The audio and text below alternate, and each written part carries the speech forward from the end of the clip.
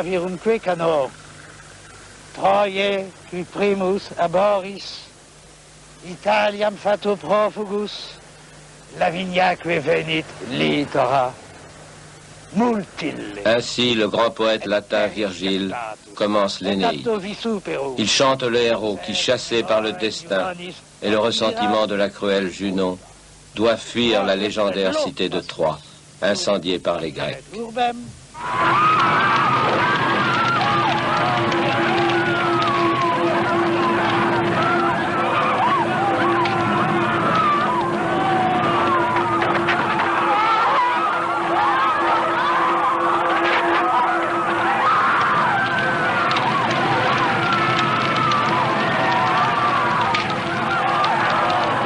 Lorsque Troie est détruite, Énée et ses compagnons entament leur long périple autour de la Méditerranée, qui les conduit d'abord à Carthage, où règne la captivante Didon.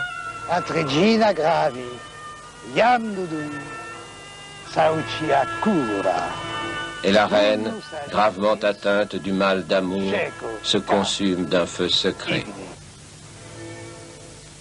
Énée, cependant, repousse la tentation de devenir roi de Carthage.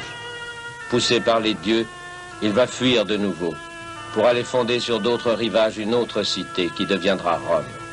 Et il s'arrache au bras de Didon, qui en mourra de chagrin.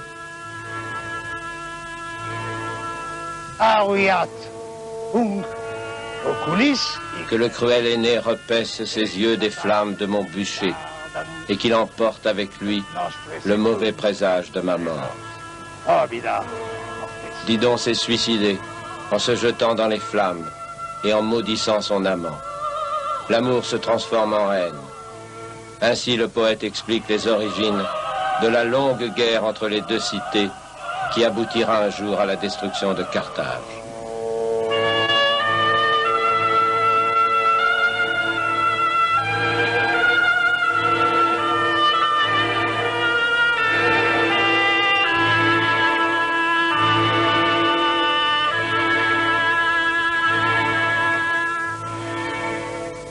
Carthage, on en cherche en vain les traces, ici près de Tunis, où 3000 ans d'histoire ont laissé leur empreinte, comme l'explique le professeur Gilbert Charles Picard.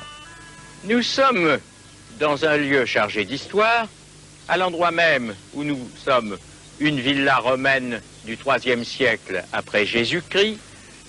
Devant nous, nous avons l'histoire la plus récente de la Tunisie, nous avons le palais du président Bourguiba, dans l'axe même d'une des rues de la Carthage romaine. Tout autour de nous, les collines les plus célèbres, la colline de Byrsa, acropole de Carthage, lieu de la dernière résistance contre les Romains. Par ici, Sidi Bou Saïd, avec son prestige de vieille cité musulmane. Et enfin, tout à fait de l'autre côté, au bord de la mer, ces lagunes dont on sait aujourd'hui de façon certaine que ce sont bien les ports de Carthage et que c'est sans doute là qu'ont débarqué les Phéniciens conduits par la reine Didon, venus chercher refuge en Afrique.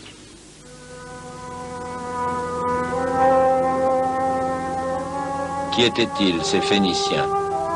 Une branche du peuple sémite, venue sans doute du fin fond des déserts de l'Asie.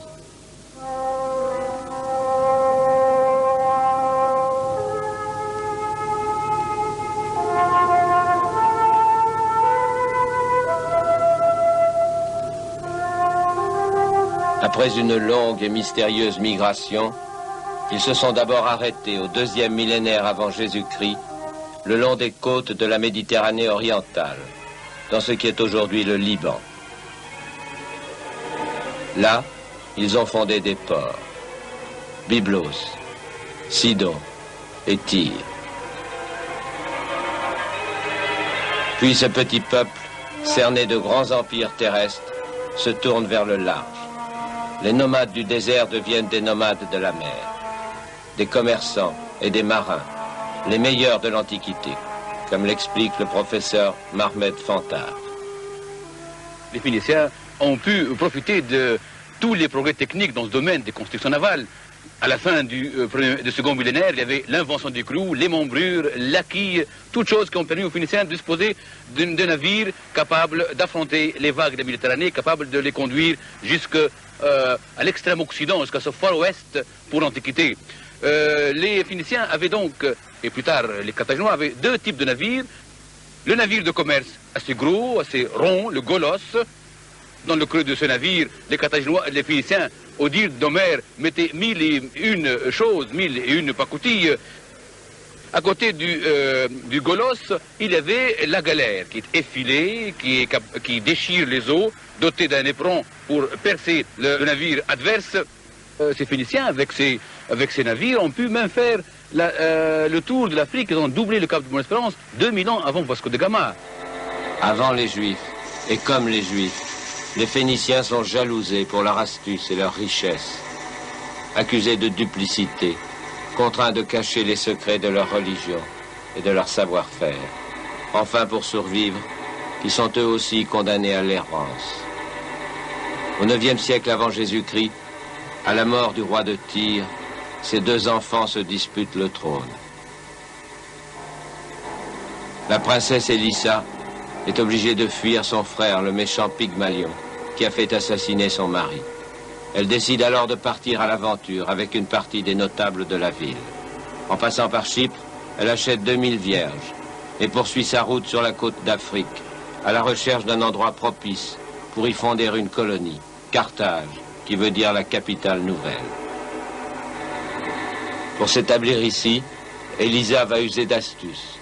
Au cours d'une fête qui évoque peut-être ces fines gravures d'ivoire retrouvées à Carthage, elle convainc un chef indigène de lui céder autant de terrain que peut en contenir une peau de bœuf.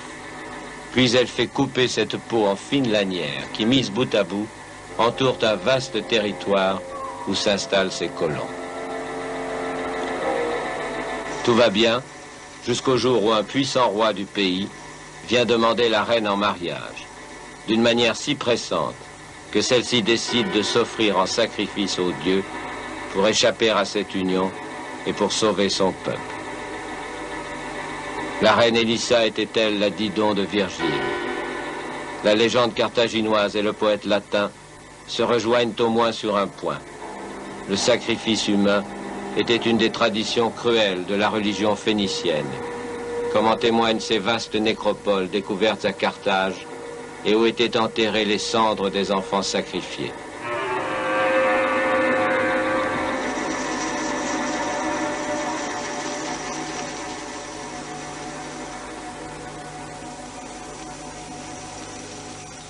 Pourquoi ce sacrifice? Eh bien, les Carthaginois offraient ce sacrifice soit pour remercier la divinité, pour une faveur accordée, ou pour aussi demander, prier la divinité, d'exaucer un vœu. Les deux divinités auxquelles on rendait un culte ici, auxquelles on offrait ce sacrifice, c'était d'un côté Balamon et de l'autre son épouse Tanit. Balamon, c'est le dieu du soleil, c'est le disque, le brasier solaire, c'est le dieu responsable de la sécurité et de la prospérité de Carthage. Tandis que sa femme Tanit, c'était la déesse de la fécondité, c'est-à-dire l'élément féminin qui rendait la prospérité ou la fécondité virtuelle réelle. Et à Tanit et à Balamon, Carthage devait sa sécurité, sa prospérité et enfin tout ce qu'elle était Carthage comme étant la capitale de la Méditerranée occidentale. À côté de la nécropole des enfants, dans les marécages que l'on appelle aujourd'hui les lagunes de Salammbô, se trouvait le fameux port qu'évoque le professeur Mohamed Majoubi. Nous sommes dans le secteur le plus ancien, le plus actif de la métropole carthaginoise, à proximité du sanctuaire, au pied de la colline de Byrsa et tout à fait à proximité de la Grève. Ce secteur a été identifié avec les ports puniques. Nous disposons d'un calque qui va nous permettre peut-être d'y voir plus clair. De là, on passait de l'avant-port dans le port marchand qui était rectangulaire, qui mesurait 480 mètres sur 300 mètres et qui débouchait sur le port de guerre en retrait. Mais est-ce que le texte d'Appien parle bien d'un port circulaire? peu importe. De toute façon, au milieu de ce port, qui pouvait contenir dans les 220 bateaux, c'était assez exigu, il y a l'îlot de l'Amirauté. Nous sommes à l'emplacement même de cet îlot de l'Amirauté, et il y avait là un bâtiment très haut, de façon à ce que la vue s'étende vers la mer. Carthage était la perle de la Méditerranée. Dans ses entrepôts transitaient tous les produits du monde antique, et même des pays d'Afrique noire. Dans ses rues se mélangeaient tous les peuples connus. Eh bien, cette ville prestigieuse dans la population était évaluée à 700 000 habitants. Chiffre sans doute excessif, parce que les historiens actuellement pensent pouvoir évoluer cette population à entre 200 et 150 000 habitants. Eh bien, cette ville, que reste-t-il? Très peu de choses. Quelques restes modestes de maisons, là où nous sommes, avec, bien entendu, cependant, des mosaïques, des pavements que les anciens appelaient les pavimenta punica, c'est-à-dire les premières mosaïques que nous connaissions ici en Tunisie. Si Carthage elle-même a été rasée, il reste des traces de cette mystérieuse civilisation punique, de ces femmes aux lèvres maquillées et aux yeux de velours entourés de fossiles qui nous regardent à travers 2500 ans, de ces riches comptoirs comme Kerkouan, découverts il y a 20 ans dans la péninsule du Cap Bon, avec ses baignoires et son tout à l'égout. Quelques masques de verre ou de pierre pour imaginer ce peuple de colons aristocrates, matérialistes, superstitieux, qui aimaient avant tout l'argent, le luxe, les banquets et le vin. Ils n'étaient pas seulement des marchands, mais aussi des agriculteurs. Ils avaient apporté du Liban l'olivier, la vigne et le blé, et transformé l'Afrique du Nord en paradis punique, comme disaient les anciens. Et l'existence de ce paradis reposait sur la maîtrise des mers. La position de Carthage était idéale. Elle contrôlait tout trafic entre le bassin occidental et le bassin oriental de la Méditerranée. Et ils ont profité, bien entendu, au début d'un certain nombre de comptoirs qu'ils avaient installés pour les besoins de la navigation antique le long des côtes. Plus tard, avec l'affaiblissement de leur métropole Tyr en Phénicie, ils ont pu hériter de ces comptoirs phéniciens.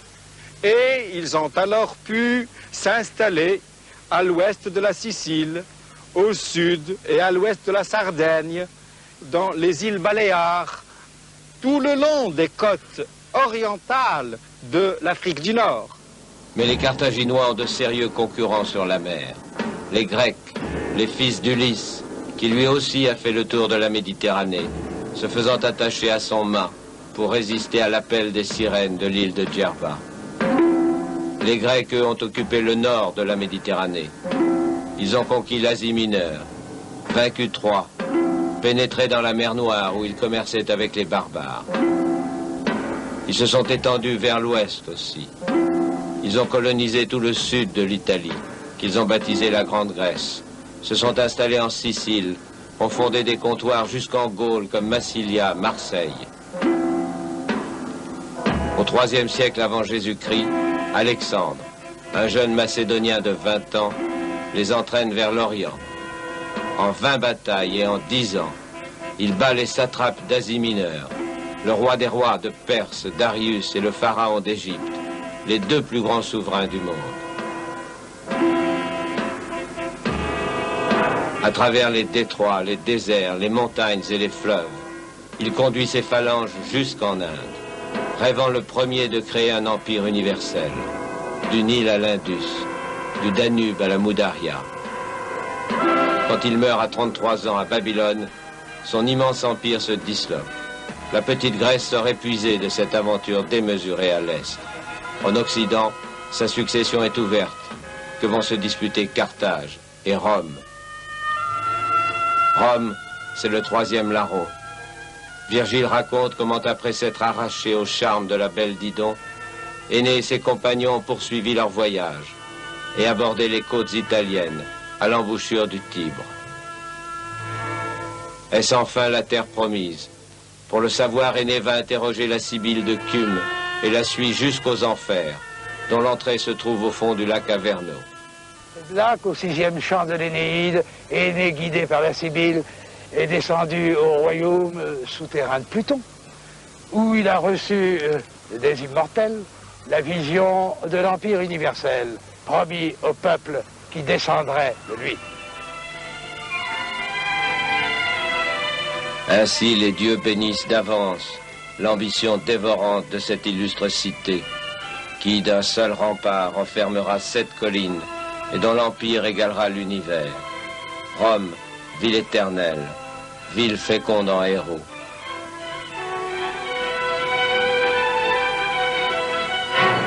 Rémus et Romulus, les descendants d'Énée, vont boire le lait de la louve et en tirer la force d'un peuple de proie, qui mettra 3 siècles à se faire une place au soleil, à coup d'exploits.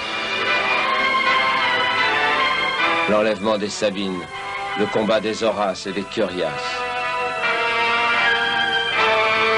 Mais le courage de ces héros légendaires n'explique pas tout, souligne le professeur Filippo Guarelli. Et la géographie nous dit que Rome n'est pas un endroit quelconque.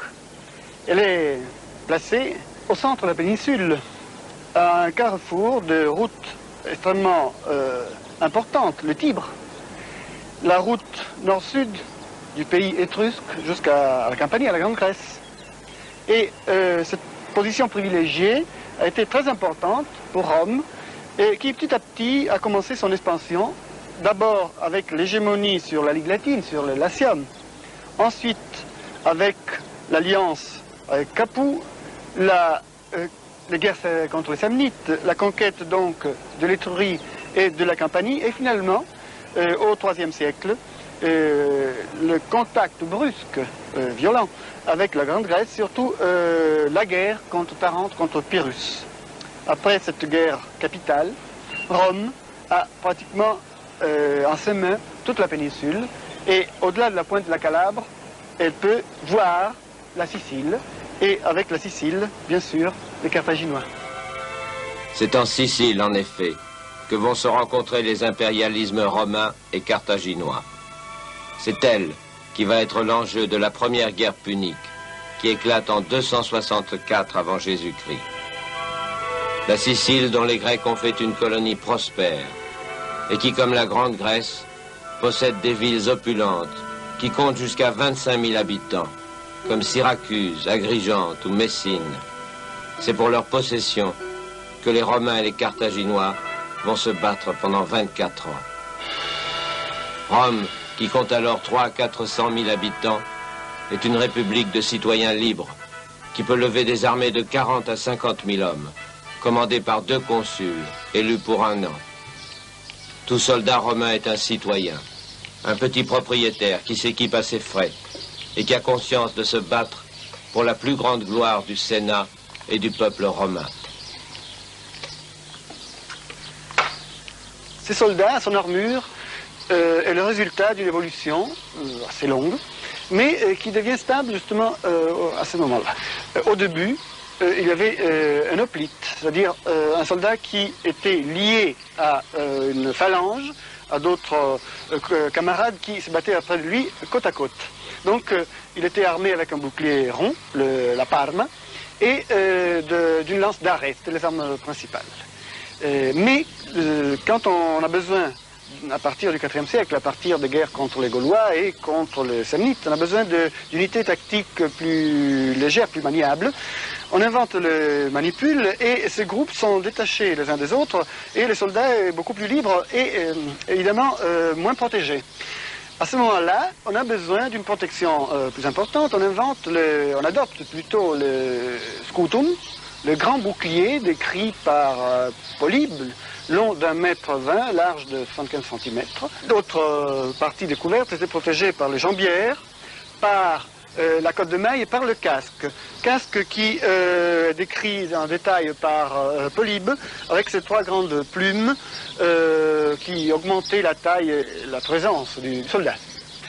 L'armement offensif est formé par une arme de jet, les grands pylônes de 2,60 m de longueur à peu près, et surtout, arme principale pour le combat de près, l'épée. l'épée espagnole à 2 tranchants, avec une pointe très aiguë, pour, bien sûr, pour le combat approché. Pour chaque Romain, la guerre est un devoir, un honneur, tandis qu'elle est un métier pour les mercenaires de Carthage, que présente le dessinateur Louis de Beaufort.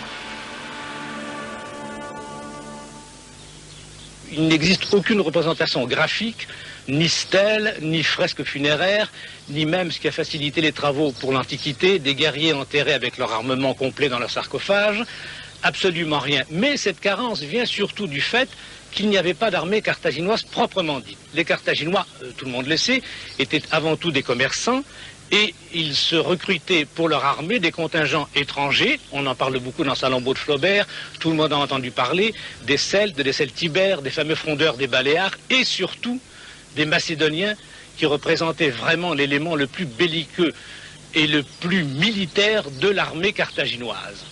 Ces Macédoniens, évidemment, s'offraient comme tous les mercenaires aux plus offrants, et nous avons ici un jeune Macédonien, Iskander, qui est descendu de ces montagnes pour offrir ses services à l'armée carthaginoise.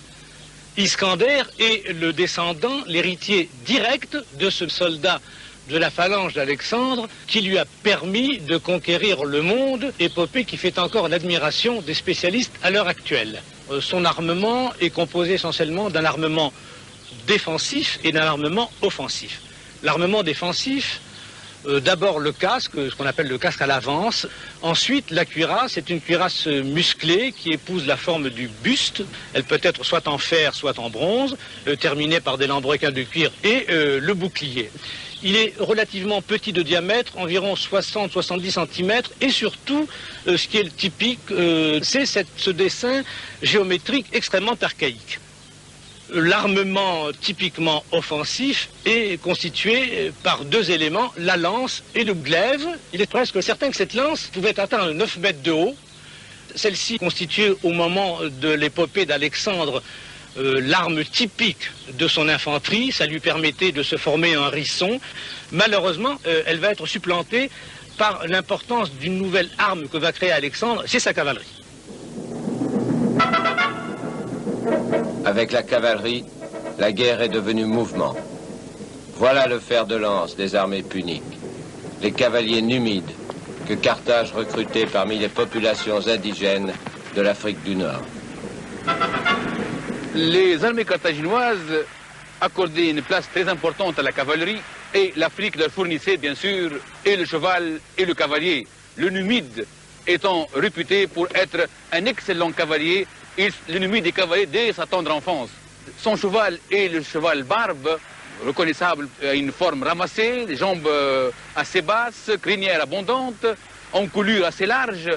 Le cavalier le monte accru, très simplement, juste une couverture pour supporter un peu les effets de la course. Ce numide, d'ailleurs, les origines sont très peu connues. Est-ce qu'il venait du nord, est-ce qu'il venait du sud? Inutile de se poser ces questions parce que nous n'avons pas actuellement de réponse précise. Ce sont certainement les plus anciens habitants de l'Afrique du Nord, en tout cas. Comme armement, c'est très simple. Un bouclier rond, un bouclier en cuir, d'ailleurs, assez dur, cuir d'éléphant sans doute, sur une armature en bois, et puis des javelots comme arme offensive. Eh bien, les cavaliers, justement, le secret de cette cavalerie numide, c'est qu'elle charge en peu de temps, très rapidement, et quand elle s'approche de l'ennemi, à 40 mètres ou à 30 mètres, une grêle de javelots qui déconcerte l'ennemi, elle le désarçonne.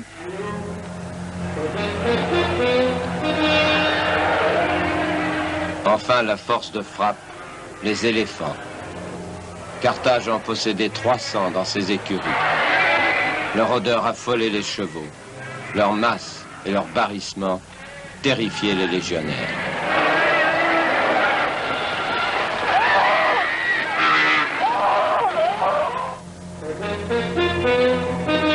Mais la Sicile est une île. Pour débarquer des dizaines de milliers d'hommes et de chevaux, pour les ravitailler, pour bloquer les ports, il fallait des centaines de bateaux. Depuis des siècles, les Carthaginois étaient avec les Grecs les maîtres de la Méditerranée. Mais en 20 ans à peine, les Romains, eux aussi, vont faire le dur apprentissage de la mer. Malgré ce qu'on pense d'habitude, Rome n'est pas sans rapport avec la mer. Elle est née sur le Tibre, qui a toujours été une voie de navigation. Elle avait une petite flotte, mais au moment de s'affronter avec Carthage, il fallait bien sûr autre chose. Et comment faire? Il y avait les alliés maritimes, il y avait les Étrusques, les Grecs, mais c'était encore insuffisant. Et il fallait autre chose. Alors, Polybe raconte à ce propos l'histoire du bateau de la quinquérème carthaginoise échoué sur les côtes du Latium et que les Romains avaient imité pièce par pièce de façon très fidèle. Et tandis qu'on travaillait au bateau à construire une flotte nouvelle, les Romains s'entraînaient sur la plage avec les rames. En 260 avant Jésus-Christ, Rome a construit une flotte de 100 navires, des quinquérèmes portant 250 rameurs et une troupe de 120 légionnaires et soldats de marine qui attaquent la flotte punique devant l'île de Milès.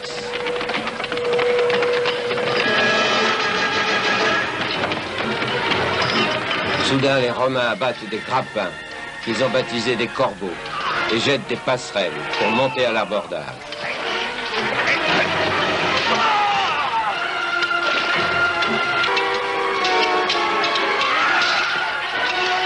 Par cette astuce, les Romains ont transformé le combat naval en combat de fantassins. Et les légionnaires romains sont à leur affaire.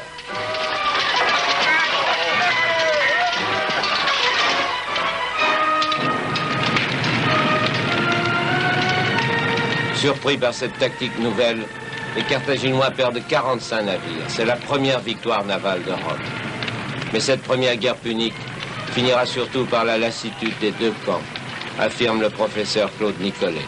Bien, après 24 ans de conflit, les deux adversaires sont épuisés dans tous les domaines et d'abord financièrement, si bien qu'ils se résolvent à signer en 241 une paix qui, tout en donnant l'avantage à Rome, est une espèce de paix blanche qui laisse son indépendance à Carthage. Et à ce moment-là, tout le monde sait que ce n'est qu'une trêve et que chacun de son côté, les deux puissances vont préparer la revanche. C'est tout de même une nette victoire de Rome. Carthage doit abandonner la Sicile et rapatrier en Afrique du Nord son corps expéditionnaire de 20 000 mercenaires. Et cela va provoquer un drame. Furieux d'être battus et surtout de ne pas être payés, ceux-ci vont se révolter, entraînant avec eux les paysans libyens et les indigènes numides. Et Carthage doit alors faire face à une guerre civile atroce, la révolte des mercenaires. Flaubert en a donné une version romancée dans Salammbô. Souvenez-vous, c'était à Mégara, faubourg de Carthage, dans les jardins d'Hamilcar.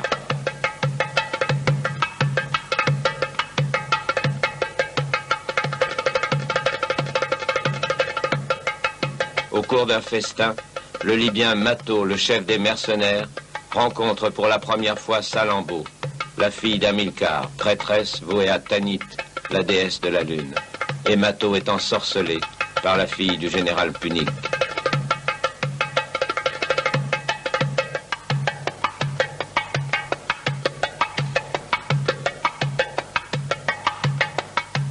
Deux jours plus tard, les mercenaires qui n'ont toujours pas été payés se révoltent. Et pendant 3 ans et 4 mois, ils font trembler Carthage.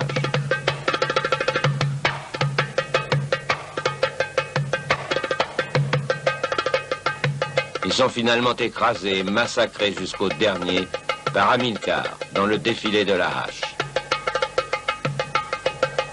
Matho enchaîné est ramené à Carthage et lapidé à mort au pied de Salammbô. Elle mourra elle aussi pour avoir offensé les dieux.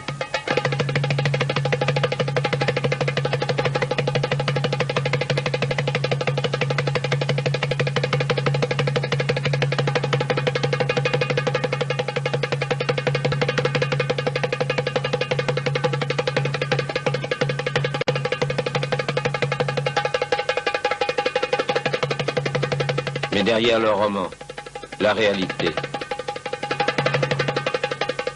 Et puis surtout, Rome profite de l'affaiblissement consécutif à cette crise pour un acte brutal et injustifiable qui a soulevé l'indignation même dans l'Antiquité, l'annexion de la Sardaigne, peuplée presque en grande partie de colons puniques, dépendance séculaire de Carthage, et cette annexion déclenche un sentiment de fureur à Carthage et un besoin de revanche, dont va profiter l'homme qui a été le grand général des dernières années de la guerre de Sicile, qui a été le vainqueur des mercenaires, Hamilcar. Hamilcar, dit-on, fait alors jurer à son fils Hannibal, âgé de 9 ans, une haine éternelle à Rome, et tout de suite après, il part pour l'Espagne. En somme, Hamilcar compte constituer en Espagne, et il y parvient, une puissance territoriale qui contrebalancera la confédération italique menée par Rome. En quelques années, il annexe tout le sud-est de l'Espagne et il fonde là un royaume auquel il donne une capitale, Carthagène, Carthage la Nouvelle, et qui sera en fait un royaume autonome, bien que lié, bien sûr, politiquement à Carthage. Hamilcar, qui descend d'une des grandes familles de Carthage, les Barca, qui veut dire la foudre, meurt au cours d'une bataille. Son fils Hannibal lui succédera à l'âge de 25 ans, un des plus illustres généraux de tous les temps. Mais pour imaginer cet homme, il n'existe pas un buste, pas un portrait, pas une médaille, rien. En ce qui concerne, par contre, son portrait moral, là, nous sommes beaucoup plus outillés, beaucoup mieux armés. Les anciens ont longuement parlé de stratèges, ils ont parlé de l'homme de famille, ils ont parlé de l'homme tout court. Mais le plus grand développement, ce qui intéressait ces historiens anciens, c'était surtout le stratège, c'était l'homme de guerre, c'était le génie. Vous savez qu'Hannibal s'est révélé comme stratège, comme homme militaire très tôt. Son père déjà a deviné qu'il serait un excellent successeur. Et alors, cet homme qui était donc accompagné son armée, qui était très modeste, qui simple, sobre, accompagnait ses soldats et discutait avec les mercenaires. C'était pour les mercenaires, même pour ceux qui étaient plus âgés que lui, étaient le copain. Il s'amusait beaucoup, il les plaisantait. Il leur, bien sûr, se présentait comme toujours le vainqueur, l'homme qui a de la chance. Et c'est ce qui faisait d'ailleurs l'admiration de ces mercenaires qui étaient pour eux un véritable dieu. À 27 ans, Hannibal décide de faire le siège de Sagonte, une ville alliée des Romains. C'est le défi.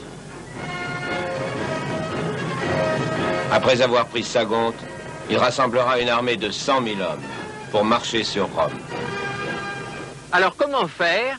Eh bien, par mer, c'est risqué, Carthage n'a plus l'hégémonie maritime, et d'autre part, faire passer une armée considérable par mer, cela pose des problèmes à l'époque. Alors, on va passer par terre, c'est-à-dire qu'on traversera le sud de la Gaule. Nous partons de Carthagène et nous remontons vers le nord, le long de la côte d'Espagne, on traverse les Pyrénées et on arrive en Gaule. En Gaule, qu'est-ce qui se passe? À cette époque-là, justement, il y a en Gaule de grands mouvements de peuple. Tout cela fait une masse d'hommes qu'on peut mobiliser contre Rome. Et c'est ce que fait Hannibal. Alors, il remonte, il contourne Marseille par le nord, il passe le Rhône, il traverse les Alpes. Pourquoi diable passer par là? On est fin septembre, la neige commence à tomber. Les soldats d'Hannibal épuisés marchent depuis 5 mois. C'est une folie de traverser les Alpes avec une armée qui s'étire sur 25 km. 50 000 hommes, 9 000 cavaliers et 37 éléphants.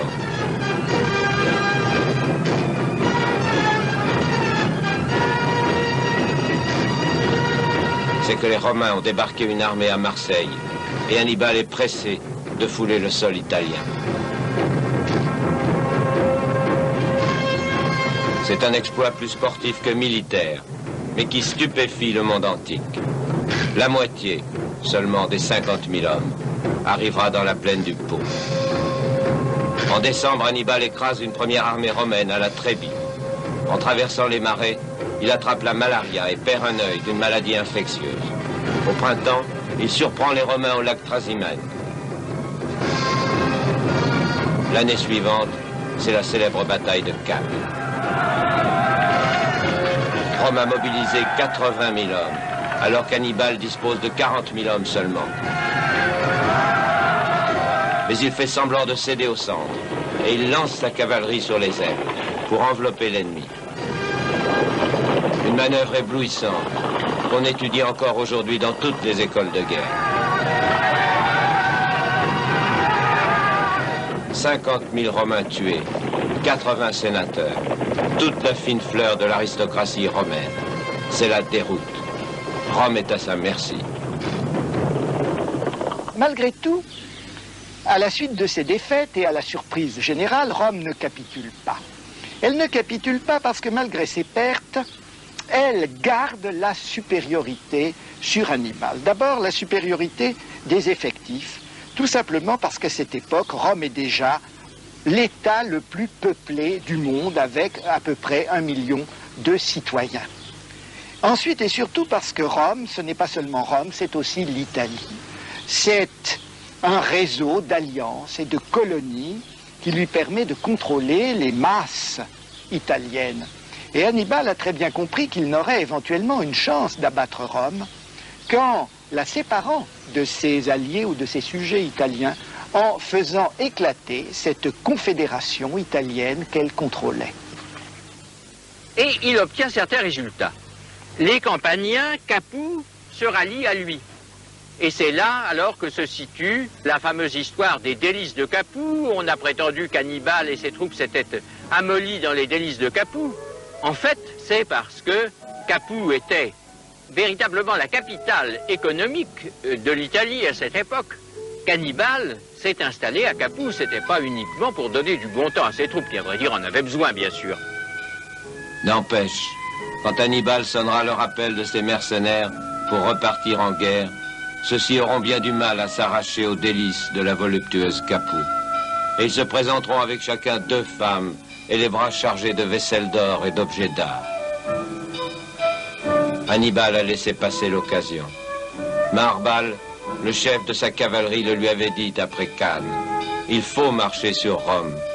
Tu sais vaincre Hannibal, mais tu ne sais pas profiter de la victoire.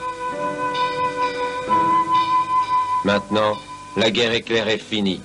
La guerre d'usure commence. Pendant 13 ans, Hannibal va battre la campagne et ravager l'Italie. Mais désormais, le temps travaille pour Rome. Rome refusera de s'incliner. Bien au contraire, elle va même, en faisant un effort colossal, à la fois cantonner Hannibal en Italie et élargir le conflit à l'échelle du monde antique. En Italie, elle ne pouvait guère espérer battre Hannibal en rase campagne. C'est le premier général du temps. Tout ce qu'elle peut faire, c'est essayer de l'empêcher de conquérir des ports pour établir ses liaisons. On a peur aussi qu'Hannibal noue des alliances, en particulier avec le roi de Macédoine, Philippe V. Et pour prévenir un débarquement macédonien en Italie, c'est Rome qui envoie des troupes en Grèce. Et c'est la première guerre de Macédoine. Enfin, en Sicile, Rome s'occupe de reconquérir les villes qui étaient passées aux côtés d'Hannibal, en particulier Syracuse.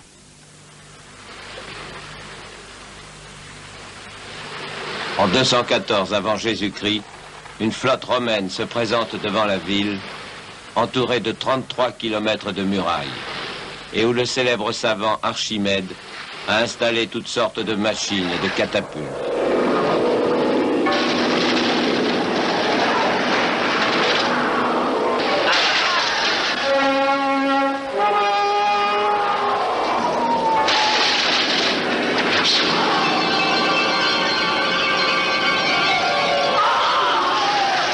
Ce jour-là, les Romains se heurtent à une nouvelle arme secrète, les miroirs d'Archimède, qui, reflétant les rayons du soleil, aveuglent les légionnaires et mettent le feu aux galères romaines.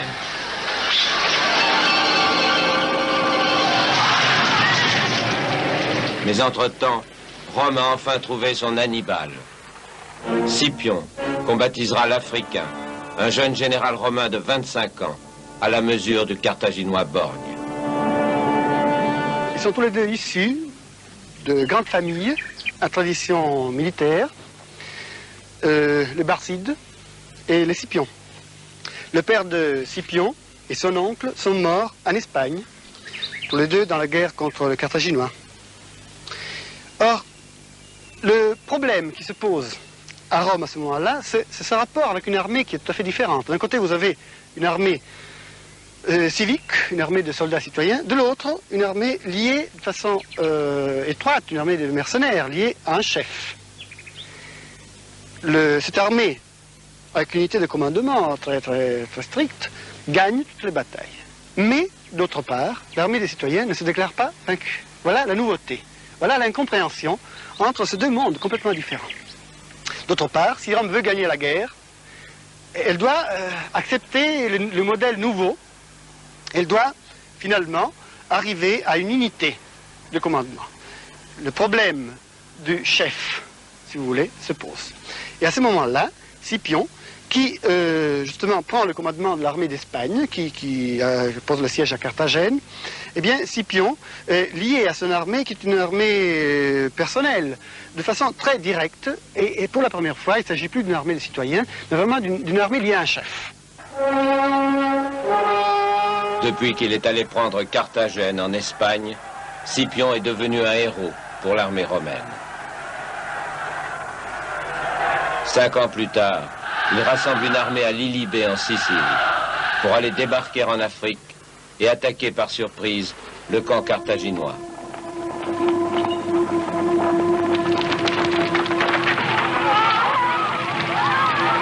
Comme Hannibal en Italie, il s'est fait des alliés sur place, les fameux Numides et leur roi Massinissa.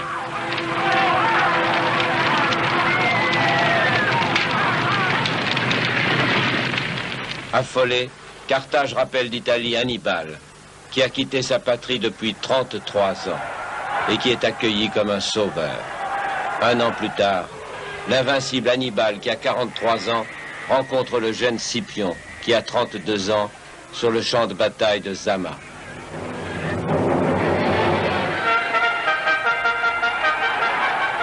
Contre les 80 éléphants d'Hannibal, Scipion a imaginé une nouvelle tactique. Il a entraîné les lourdes légions romaines à ouvrir un couloir pour laisser passer les redoutables pachydermes et à reformer les rangs derrière eux.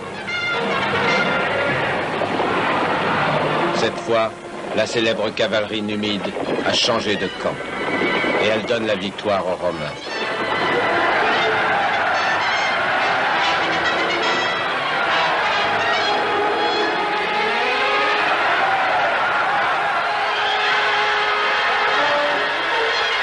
Pour la seule et première fois, Hannibal est vaincu. L'aigle romaine a le dernier mot. Carthage est à genoux. Elle doit accepter les dures conditions de paix de Rome. Suppression de toute possibilité de puissance militaire ou navale, sous pression de toutes possessions extérieures, contrôle très étroit de la politique étrangère, le roi Massinissa qui est là pour la surveiller sur sa frontière, mais on ne touche pas à son domaine africain. Et ça, il semble que Scipion l'ait voulu. Il n'a pas voulu la mort de Carthage, il a voulu qu'elle puisse vivre comme puissance subordonnée à Rome. Alors dans ce cadre, Hannibal pense qu'il a quand même encore un rôle à jouer, il a sa gloire. Il ne connaît pas très bien Carthage puisqu'il l'a quitté tout enfant, il n'y est guère revenu depuis. Mais enfin, il a un parti, le parti des Barcides, c'est-à-dire le parti démocratique. Alors il s'appuie sur ce parti contre l'aristocratie, il fait voter des mesures qui mécontentent la noblesse, et c'est justement cette aristocratie qui fait appel à Rome, qui signale un danger possible, et Rome envoie une commission, Hannibal sait qu'il va être extradé, livré, alors il s'enfuit, il part. Mais la haine implacable des Romains le poursuivra jusqu'au fin fond de l'Asie mineure, jusqu'à la fin de sa vie. Jusqu'au jour où le punique errant, de peur d'être livré, se suicide au poison à l'âge de 54 ans, déclarant avec mépris « Allons, délivrons les Romains qui n'ont pas la patience d'attendre la mort d'un vieillard. » Rome, enfin, pouvait cesser de trembler. Cette seconde guerre punique si longue a eu des conséquences considérables dans l'histoire de l'Italie et du monde méditerranéen tout entier.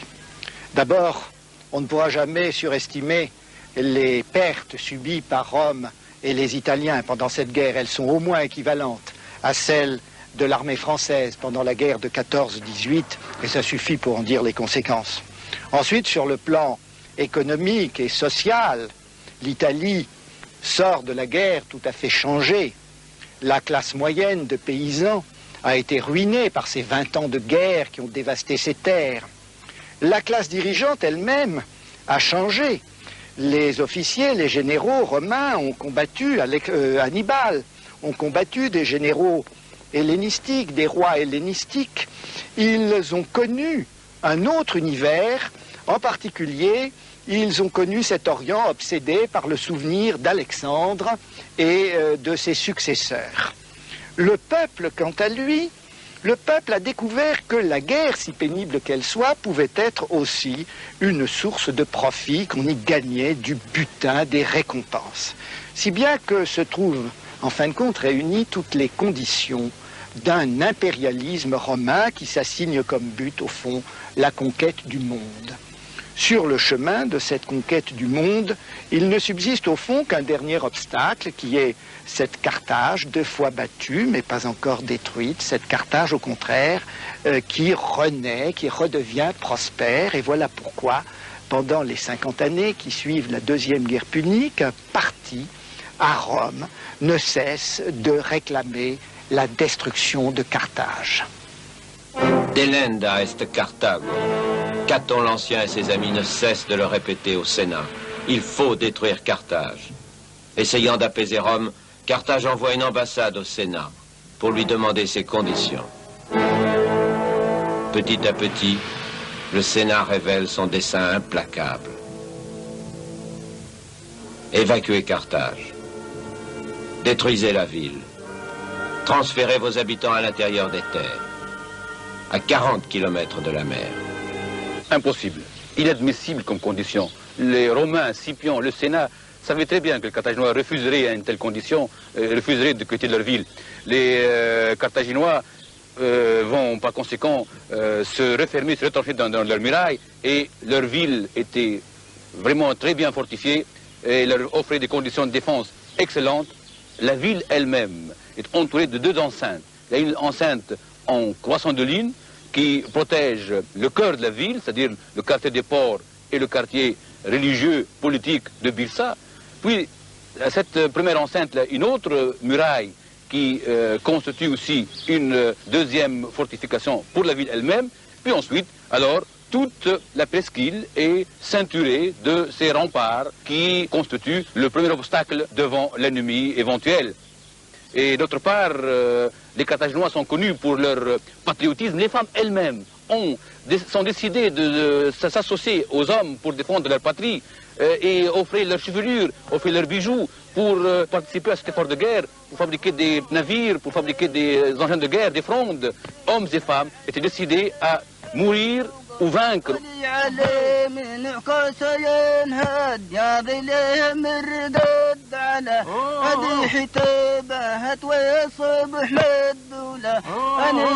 Pendant 2 ans, les généraux romains pétinaient derrière les premières fortifications de Carthage et sans pouvoir battre en brèche, avoir accès à cette ville.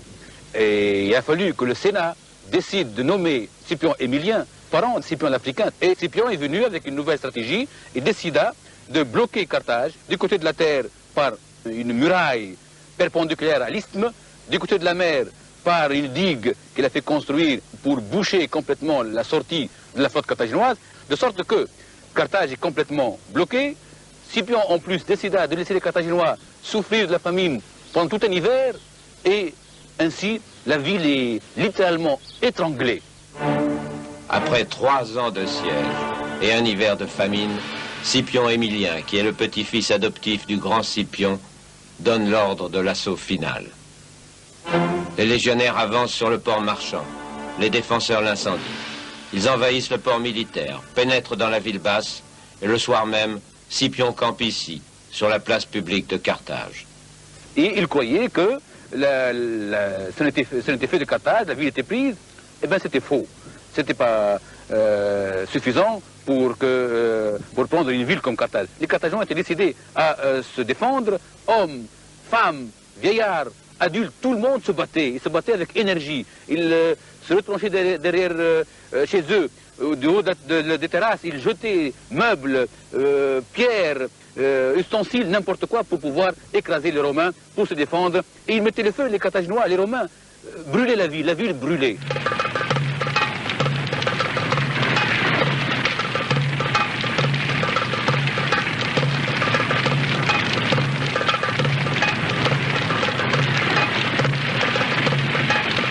Six jours et 6 nuits, on se bat de maison en maison, au milieu d'un océan de flammes.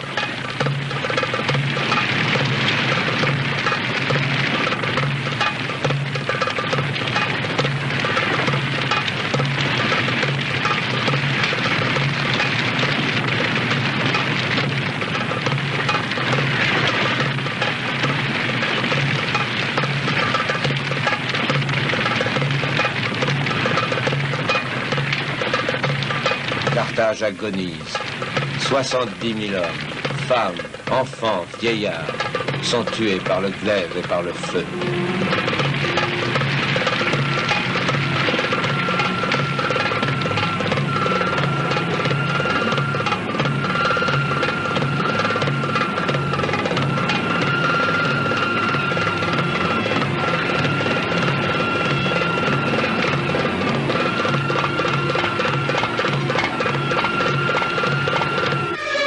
À l'aube du 7e jour, la femme d'Asdrubal, le commandant de la place, se jette sur un bûcher avec ses 2 enfants, renouvelant le geste de la reine Didon. La boucle est bouclée. Carthage, née par le feu, est morte par le feu.